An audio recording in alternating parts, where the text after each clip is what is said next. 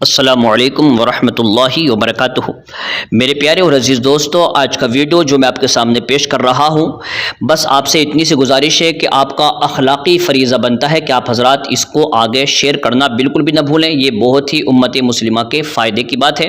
देखिए, आप जानते हैं यूँ तो दावत इस्लामी ने बेशुमार उलमाए किराम को पैदा किया है।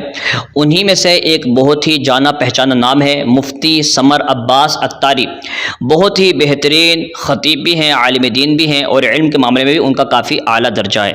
तो देखिए, उन्होंने क्या किया, अभी एक तबसरा किया है तारिक जमील के उस वीडियो पर जिसमें वो अल्लामा खादिम हुसैन रज़वी साहब की मज़ार पर आता है और वहाँ आकर के उनके बारे में उनकी तारीफ़ करता है और कहता है कि अमीरुल मुजाहिदीन ने ये काम किया है, वो काम किया है, बहुत अच्छा काम किया है। तो इसी चीज़ को लेकर के उन्होंने कहा, ए बहरूपिये, ए धोखेबाज, ए मक्कार, ए अय्यार, तो तुझे आज इनका काम दिख रहा है। जिस वक्त ये सर्दियों की लंबी लंबी रातें हुआ करती थी और नामूसे रिसालत के लिए बैठे रहते थे ऐसी जगह पर जहाँ पर खुला आसमान होता था, सर ढांकने की कोई जगह नहीं होती थी, उस वक्त तुझे कुछ याद नहीं आया? जिस वक्त अल्लामा खादिम हुसैन रज़वी साहब तहफ़्फ़ुज़े नामूसे रिसालत के लिए ऐसे बिल्कुल खुले आम सड़कों पर बैठा करते थे या फिर धरना प्रदर्शन दिया करते थे, उस वक्त ये आदमी बड़े बड़े हुक्मरानों से बगलगीर हुआ करता था। इसको लेकर के आपने तंज कसा है।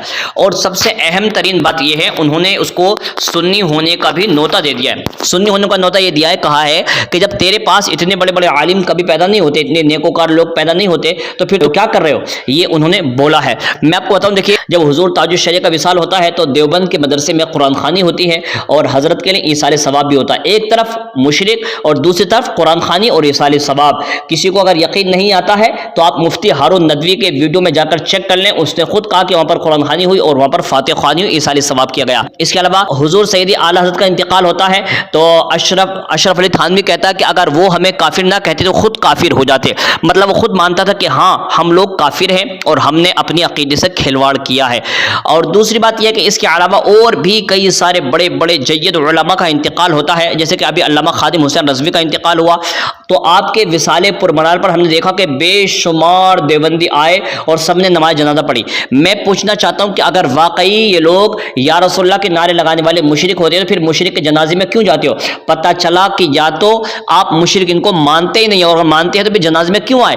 पता चला कि तुम मानते नहीं हो, बल्कि सब ये दिखावा होता है, रियाकारी होती है, क्योंकि तुम्हें जो है वो सऊदी से रियाल लेना है, अमेरिका से डॉलर लेने हैं, तो लिहाजा ये सऊदी रियाल का चक्कर है और कुछ भी नहीं है। वरना दुनिया जानती है कि अहले सुन्नत वल जमात के जो अकायद हैं वो कुरान और हदीस की रोशनी में बिल्कुल अटल हैं, उनको कोई गलत साबित कर ही नहीं सकता।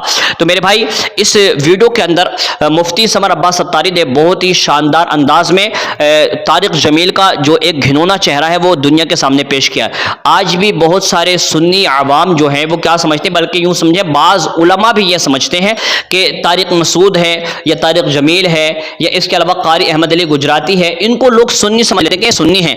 हालांकि ये सुन्नी नहीं है, ये सब के सब गुस्ताखी रसूल हैं, ये सब बदमज़हब और बदअक़ीदा हैं। इसलिए कि कहीं ना कहीं इन लोगों से ये चाहे जितना भी चापलूसी करने की कोशिश करें, चाहे ये कितनी भी एक्टिंग बाजी करें, लेकिन कहीं ना कहीं इन लोगों से ये गलतियां होती रहती हैं। और इन लोगों ने बहुत सारी जगहों पर औलिया किराम की और नबी करीम सल्लल्लाहु अलैहि वसल्लम की तौहीनें की हैं। वो वीडियो जग जाहिर है, यूट्यूब पर जाकर चेक कर लें, आपको सारे वीडियो मिल जाएंगे। तो आप मुफ्ती समर अब्बास अत्तारी का ये वीडियो देख लें, इंशाल्लाह आपको मजा आ जाएगा किस तरीके से आपने जो है उनको सुन्नियत में आने की दावत दी है। अस्सलाम वालेकुम रहमतुल्लाहि व बरकातुहू। एक और बहरूपिया है, वो जनाब पहुंच गया, जनाब मैं आ गया हूँ खादिम रिजवी के मज़ार पर। तारिक जमील की बात कर रहा हूँ, डरने वाले हम वैसे ही नहीं हैं। जेड़े चार सा है ना, सोरना तो जी लइए ना, वो भी चल, हम भी दुआ करेंगे। मैंने कहा देखो अखलाकी बात है, तुम्हें किसी ने नहीं रोका, लेकिन हजरत मुझे एक बात तो बता दो ना, क्यों कौम को जनाब तफरकेबाजी की लानत में तुम मुब्तला कर रहे हो और दो नंबरी कर रहे हो? ये वही खादिम रिजवी नहीं है जो इस्लामाबाद में सर्दियों में 12,000 शैल बर्दाश्त कर रहा था और तुम नीचे से हुक्मरानों से बगलगीर हो रहे थे? उस वक्त ये खादिम रिजवी अच्छा नहीं था? चलो ना बोलें, कोई ऐसी बात नहीं, आपने बात का वजन ही नहीं महसूस किया तो मैं क्या कर सकता हूं, मैं थोड़ा सा आगे निकल जाता हूं।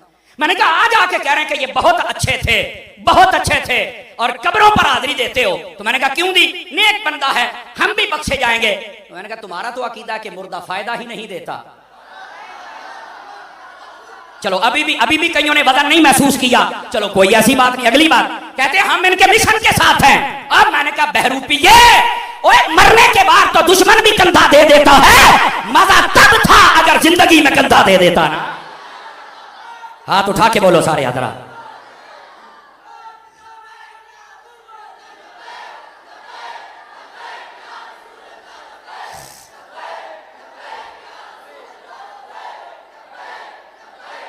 बात समझ आ रही है कोई नहीं आ रही?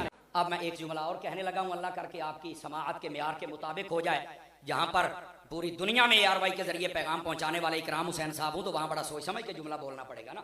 और इतने उलमा बैठे हो तो बड़ा सोच समझ के बात करनी पड़ेगी ना। तो मैंने कहा जनाब, मरने के बाद तुम्हें हमारी कब्रों पर आना ही क्यों पड़ता है? तुम्हारे अंदर में से कोई ऐसा नहीं पैदा हो सकता?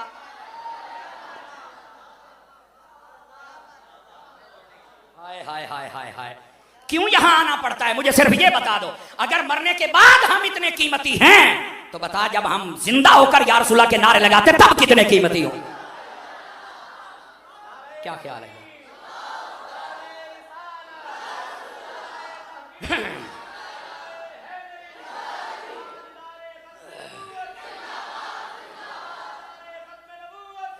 और दोस्ताने गिरामी, ये ऐसा होना था क्योंकि अमीरुल मुजाहिदीन ने काम किया था। जब आपको जेल में घसीट कर लेके जा रहे थे ना, तो उस वक्त में मुझे यहां से पकड़ो, घसीट रहा है, मैं हंस रहा हूं। तो वो कहने लगा क्यों हंस रहे हो? फरमाया यार हंसी मुझे इस बात पे आ रही है, जिन कमीनों के लिए तू मुझे घसीट रहा है वो तो नहीं देख रहे, पर जिनके लिए मुझे घसीटा जा रहा है ताजदारे मदीना मुझे देख रहे हैं।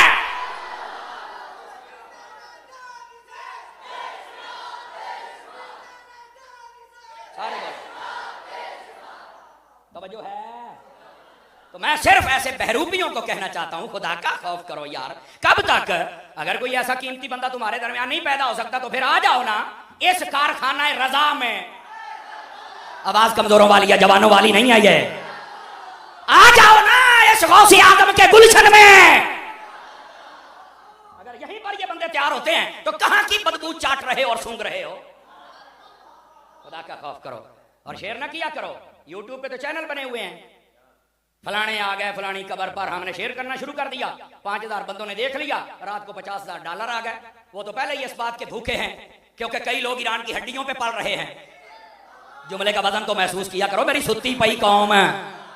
कई लोग ईरान की हड्डियों पे पल रहे हैं और कई बेचारे डॉलरों पे पल रहे हैं, कई पाउंडों पे पल रहे हैं और कई रियाल पे पल रहे हैं। एक सुन्नी है जो आमीना के लाल पे पल रहे हैं।